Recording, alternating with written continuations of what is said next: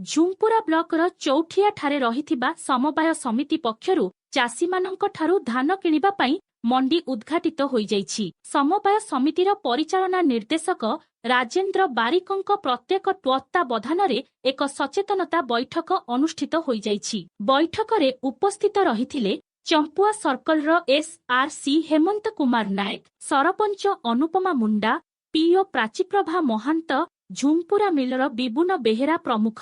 ଚାଷୀମାନଙ୍କଠାରୁ କିପରି ଧାନ କ୍ରୟ କରାଯିବ ତା ସହିତ ଧାନ କୁଣ୍ଟାଲ ପ୍ରତି ସରକାର କେତେ ଟଙ୍କା ଧାର୍ଯ୍ୟ କରିଛନ୍ତି ସେ ସମ୍ପର୍କରେ ଚାଷୀମାନଙ୍କୁ ବୁଝାଇଥିଲେ। ଏହି ସମବାୟ ସମିତିରେ ଧାନ ବିକ୍ରି କରିବା ପାଇଁ ପଞ୍ଜୀକରଣ କରିଥିବା ଚାଷୀମାନଙ୍କ ମଧ୍ୟରୁ ପ୍ରଥମ ଦିନରେ 7 ଜଣ ଚାଷୀଙ୍କଠାରୁ 200 କୁଣ୍ଟାଲ ଧାନ କିଣାଯାଇଥିବା ସମ୍ପର୍କରେ ସମବାୟ ସମିତିର ପରିଚାଳନା ନିର୍ଦ୍ଦେଶକ ସୂଚନା ପ୍ରଦାନ କରିଛନ୍ତି। ଏହି ସମବାୟ ସମିତିରେ ସପ୍ତାହର ମଙ୍ଗଳବାର ଓ ଶନିବାର ଦିନ ଚାଷୀମାନଙ୍କ ଧାନ କିଣାଯିବାକୁ ସ୍ଥିର ହୋଇଛି।